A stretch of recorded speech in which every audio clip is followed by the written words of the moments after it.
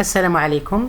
Donc dans cette vidéo, on va programmer la méthode de descente de gradient ou bien descente gradient, qui est une méthode très utilisée dans des domaines technologiques différents. Donc c'est une méthode c'est-à-dire c'est une variante des méthodes de descente d'une façon générale qui utilise le gradient pour définir la direction de déplacement. Donc on a déjà vu l'algorithme en détail, donc on va essayer de l'implémenter avec bien sûr le Python. Bien, donc dans notre algorithme en général on a les données d'entrée qui sont la valeur initiale. Donc la valeur initiale c'est on peut la choisir, on va tester les trois cas. On va fixer la valeur initiale, on va la choisir aléatoirement ou bien on va utiliser une heuristique, par exemple comme l'algorithme heuristique Gluton, pour déterminer cette valeur initiale ou bien ce point de départ initial. On va fixer un compteur d'itération qui est le k, est égal à 0, il va être incrémenté. Et puis on va choisir un alpha qui est le pas de déplacement. Pour un premier test, on va choisir un alpha fixe, donc on va fixer la valeur. Et puis on va faire le traitement itératif qui est la détermination premièrement du gradient, qui est la dérivée de la fonction, et la nouvelle itérée qui est égale à xk plus 1 égale à xk plus alpha k fois dk, c'est-à-dire l'ancien itéré. Dans le cas de la minimisation, on va avoir moins alpha k dk parce qu'on a une minimisation. En cas de maximisation, on prend plus alpha k plus dk, avec dk c'est le gradient. Bien, donc et bien sûr on va voir les différents cas de test, c'est-à-dire il y a trois cas pour tester l'algorithme. Ou bien on prend un test d'arrêt pour fixer le nombre des itérations, ou bien on va voir qu'il y a, c'est-à-dire il n'y a pas d'amélioration de la valeur de f, c'est-à-dire la valeur de la fonction coût. Donc on fait la valeur absolue de la fonction objectif de la nouvelle solution moins la valeur objectif, bien la fonction coût, la valeur de la fonction coût du point précédent. Il doit être, c'est-à-dire à peu près égal à 0, c'est-à-dire à un certain epsilon près. Bien, ou bien on va voir aussi le gradient, la valeur du gradient, la norme du gradient qui devient très petite, c'est-à-dire il n'y a pas d'amélioration, bien sûr à un certain epsilon près, c'est-à-dire la tolérance epsilon. Bien, et pour le alpha, on va voir les différents cas du alpha. On va fixer alpha très petit, alpha très moyen ou bien alpha grand pour tester la convergence de l'algorithme. Donc on va revenir à notre fenêtre principale de Anaconda Navigateur pour lancer le Jupyter. Donc on l'a déjà lancé, le notebook Jupyter qui va nous permettre d'écrire notre code. Donc on va ouvrir un nouveau fichier. Donc new fichier Python version 3. Donc ce fichier là va me permettre d'écrire mon code d'une première version de la méthode de descente de gradient.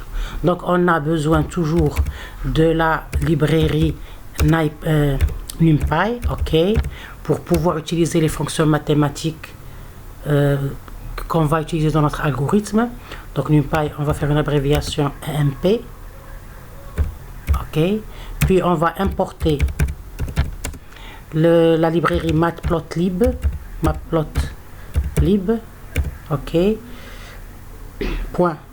.pyplot, pour pouvoir tracer notre courbe et voir c'est-à-dire le processus itératif en illustration géométrique ou bien sous forme graphique, as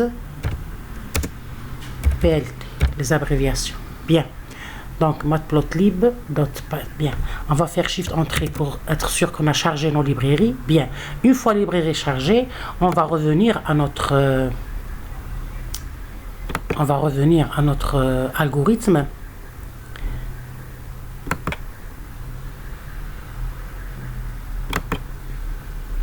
Bien, donc je vais prendre un exemple pour pouvoir tester notre algorithme pour une version, c'est-à-dire pour une première version de l'implémentation de la méthode de gradient de descente. On va partir pas à pas pour pouvoir bien comprendre le principe de l'algorithme au point où l'étudiant peut avoir c'est-à-dire la capacité d'adapter cet algorithme à sa problématique et aussi d'apporter une contribution. à l'algorithme. Donc il faut comprendre le principe. Donc pour un début, je vais proposer un exemple très simple et tester les différentes étapes de l'algorithme. Donc l'exemple que je vais considérer, premièrement, je vais considérer une fonction à une seule variable. Puis je vais prendre une fonction à plusieurs variables. Donc premièrement, je vais considérer une fonction à une seule variable, la fonction f de x qui est égale à x au carré moins x plus 1. Ok, je vais, donc ici la direction de gradient, c'est la dérivée de la fonction f pour le point x, donc c'est f' de x qui est égal à 2x moins 1. Ici on va dériver donc 2x moins 1. 1 c'est une constante, donc ça sera dérivé égale à 0. Bien, maintenant pour x par exemple, dans notre cas, on va fixer le x par exemple à 5. Donc on va prendre une valeur de la variable initiale égale à 5. Donc ici le f' de 5 est égal, c'est-à-dire le gradient au point 5 est égal à 2 fois 5 c'est 10 moins 1 c'est 9. Ok, pour voir comment calculer le gradient, c'est tout. Bien, maintenant on va revenir à notre implémentation. Donc on a besoin premièrement de la variable x. Donc x va être on va prendre un intervalle. On va utiliser la fonction range. Donc par exemple, on va prendre des petits intervalles pour voir mieux l'exécution du programme. Moins 100, d'accord, avec un espace ou bien une graduation de 1. C'est-à-dire 1 ici, l'espace entre un point initial, c'est-à-dire entre deux points consécutifs ou bien successifs, est égal à 1. Je pouvais prendre 0,1, 0,2 selon la visualisation que je veux. Bien, une fois que j'ai ma variable x, maintenant je dois définir la fonction x. Donc x c'est y égale x au carré moins x plus 1.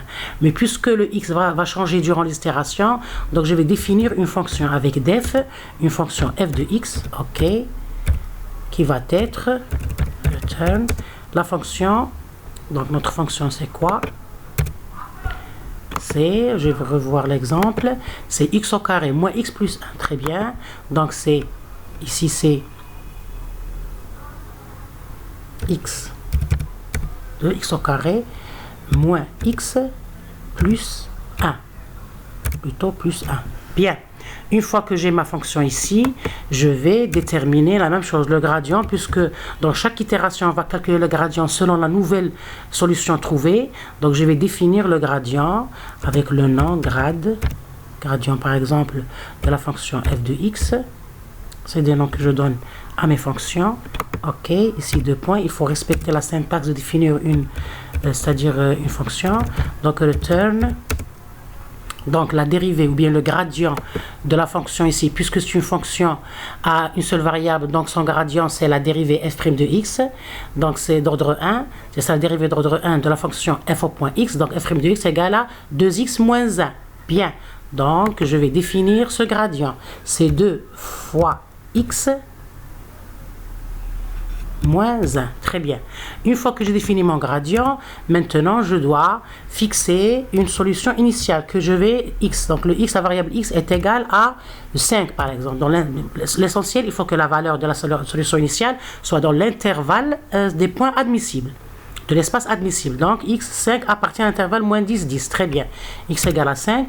Je vais fixer le pas de déplacement alpha est égal à 0,2 par exemple, ou bien 0,3 selon, c'est-à-dire on va tester plusieurs variables et voir, c'est-à-dire l'impact de chaque paramètre dans notre algorithme de descente de gradient. Ça c'est une version très simple pour voir les différentes étapes de l'algorithme et les comprendre sur le plan implémentation. Puis on aura l'opportunité de faire toutes les versions possibles et des changements possibles pour améliorer bien sûr les résultats et améliorer notre algorithme. Donc on a la solution initiale ici. Je peux même écrire un commentaire ici pour mieux se retrouver. Donc je vais écrire solution initiale. Ok, très bien. Ici c'est le paramètre, l'hyperparamètre alpha,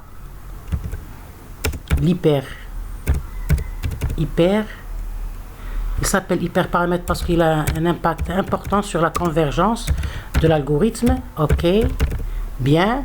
Une fois que j'ai fixé le alpha, je vais donner la valeur initiale du compteur de la boucle, le compteur des itérations K que je vais appeler K. Très bien. Une fois que j'ai mes différentes données d'entrée de l'algorithme, on a la fonction f de x, la fonction coût, on a les valeurs de x, c'est-à-dire le domaine admissible ou bien le domaine de solution. On a la solution initiale x. Ici, on a pris le cas de fixer la solution initiale. On va tester tous les cas. Lorsque la solution initiale elle est choisie d'une façon aléatoire avec un random, et puis lorsque la solution est choisie en utilisant une heuristique, comme l'algorithme